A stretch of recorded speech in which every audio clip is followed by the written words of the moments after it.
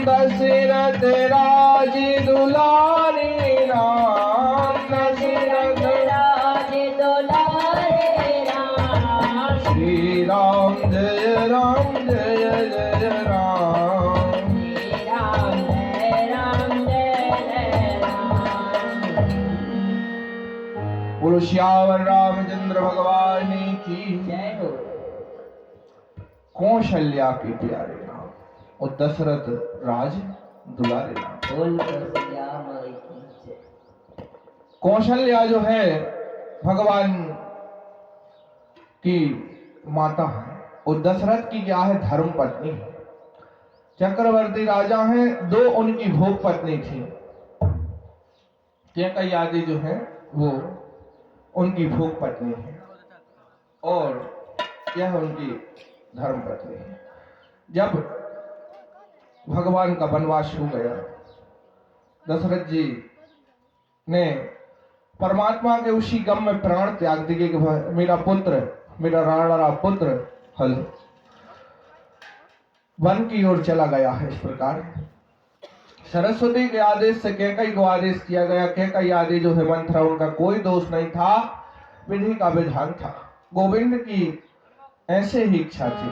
Hello hello check hello. तो इस प्रकार हेलो दशरथ जी का मोक्ष नहीं हुआ। हम ये बताना चाह रहे हैं कि दशरथ जी भगवान के पिता हैं। भगवान को उन्होंने अपने हाथों से खिलाया, सब बात परमात्मा की सेवा करी और भगवान वन की ओर चले गए। और भगवान में उनका इतना मन लगा था कि अपने पुत्र में लगा था, अपने पुत्र में लगा था। दशरथ जी का मरण भगवान के वियोग में नहीं हुआ था, अपने पुत्र के वियोग में हुआ था। भाई किसी का पुत्र वन चला जाए 14 वर्ष के लिए तो वो तड़प तड़प के प्राण त्याग देगा। दशरथ जी ने तड़प तड़प के जैसे प्राण तो त्याग दिए, परंतु उनका मोक्ष नहीं हुआ है, उनकी अधोगति हुई है। सत्य भगवान के पिता हैं, परंतु क्या कारण है कि अधोगति हुई, कथा हमें समझना चाहिए अच्छे से। क्योंकि भगवान राम को वो भगवान नहीं मानते थे, अपना पुत्र मानते थे। और जब हमारी मन, अंतःकरण, बुद्धि, 5 ज्ञानेंद्रिया, 5 कर्मेंद्रिया, अपने परिवार, धन संपत्ति, सुख वैभव, ऐश्वर्य में लगी रहे अंतकाल प्राण त्यागते समय, तो हमारा मोक्ष नहीं होता है। यदि वो भगवान में लगा देते या उनको पता चलता कि राम भगवान है, हमारे पुत्र हैं और पुत्र के साथ साथ ही परमात्मा है, तो उनका उद्धार हो जाता। परंतु उन्होंने परमात्मा के राम नाम को नहीं भजा, अपने पुत्र का नाम भजा। तो जब पुत्र के नाम से कैसे इस देह को भजा, जो भगवान का देह था,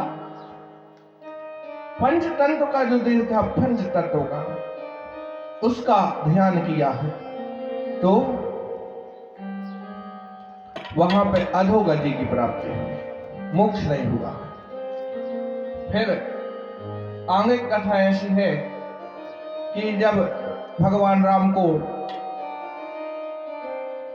पता चला कि हमारे पिताजी की अधोगति हुई, मोक्ष की प्राप्ति उनको नहीं हुई, तो सीता जी आदि ने पिंडदान किए, रेता के पिंडा बना के पिंडदान करे हैं और जलदान किया है।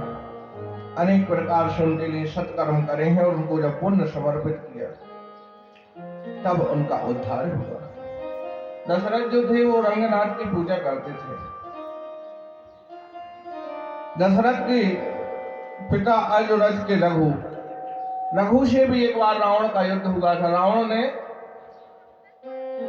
एक बार और अयोध्या पर चढ़ाई कर दी थी।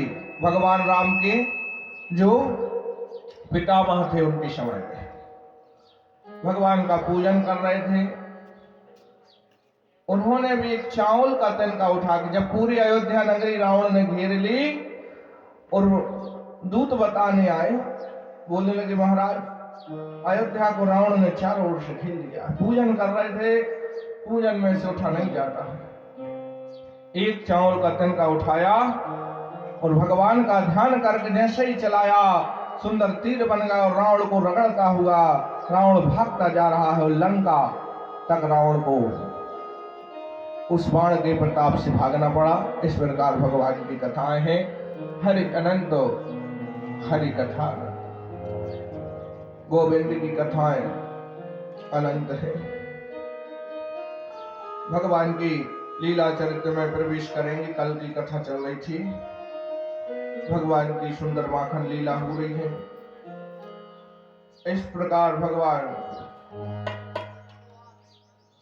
गौएं चरा रहे हैं, गौ माता की बार बार सेवा करते हैं, उनकी सुंदर रज को अपने मस्तक पर लगाते हैं, इसलिए उनका एक नाम हो गया गोपाल। बोलो गोपाल भगवान की।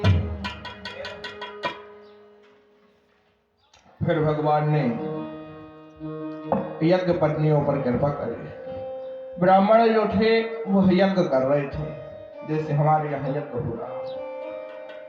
जंगल में जैसे यहाँ यज्ञ हो रहा है, भगवान बांके बिहारी विराजमान हैं, उनके समक्ष यज्ञ हो रहा है। बड़ी बात है सज्जनों, इस यज्ञ का क्या महत्व है? क्या हम इसे घर में भी कर सकते हैं? ये सब बात आपको सोचना चाहिए, ऐसे प्रश्न करना चाहिए। कथा कहने में भी आनंद आता है। घर में पुण्य करने से 1 गुना फल की प्राप्ति होती है, समझना। वही पूजन कर्म गौशाला में करने